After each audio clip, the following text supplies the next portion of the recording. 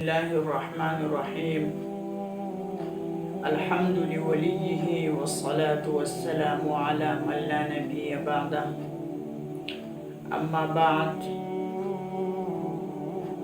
آج ہمارا موضوع غصے کے بارے میں ہے۔ حضرت ابو ہریرہ رضی اللہ عنہ سے ارشاد ہے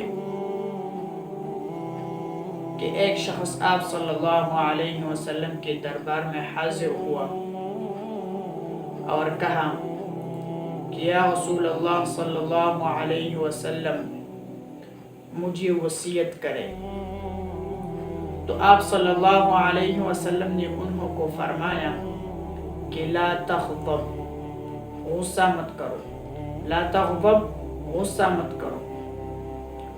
اس شخص نے پھر فرمایا، تو آپ صلی اللہ علیہ وسلم نے پھر جواب دیا کہ لا تغضب، غصہ مت کرو۔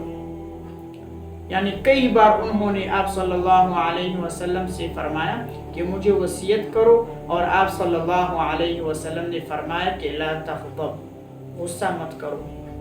بعض روایت میں یوں ہے کہ ایک شخص آپ صلی اللہ علیہ وسلم کی خدمت میں حاضر ہوا اور آپ صلی اللہ علیہ وسلم سے کہا کہ مجھے کچھ عمل بتا دیجئے کہ جس پر میں عمل کروں مگر زیادہ نہ ہو۔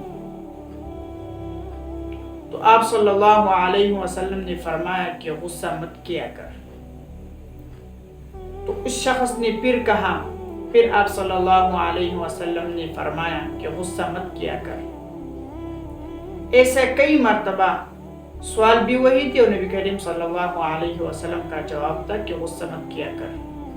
دوسری روایت میں ہے کہ سائل نے یہ سوال کیا تھا کہ یا رسول اللہ مجھے ایسا عمل دکھاؤ کہ میں اس کے ذریعے جنت داخل ہو جاؤں مگر زیادہ نہ ہو۔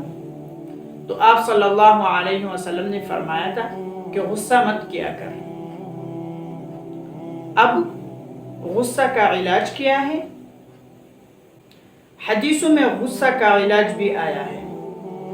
ایک یہ کہ اعوذ باللہ من الشیطان الرجیم پڑھ لیا کر، اور دوسرا یہ کہ زبان بالکل بند کر یعنی گونگا ہو جاؤ، اور تیسرا یہ کہ زمین سے چپک جاؤ۔ ایک روایت میں ہے کہ رسول اللہ صلی اللہ علیہ وسلم نے فرمایا کہ غصہ بلا شبہ شیطان کی طرف سے ہے، اور اس میں کوئی شک نہیں کہ شیطان آگ سے پیدا کیا گیا ہے اور آگ پانی سے بجھا لیتا ہے۔ تو آپ صلی اللہ علیہ وسلم نے فرمایا کہ جب کسی شخص کو غصہ آ جائے تو اس کو چاہیے کہ وہ وضو کرے۔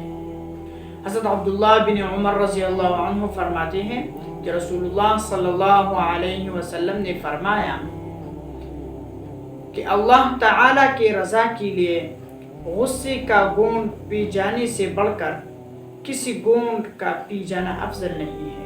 رسول اللہ صلی اللہ علیہ وسلم نے فرمایا کہ جس شخص نے اپنے غصہ کو روک لیا تو اللہ تعالیٰ قیامت کے دن اس سے عذاب روک لے گا۔ وما علینا الا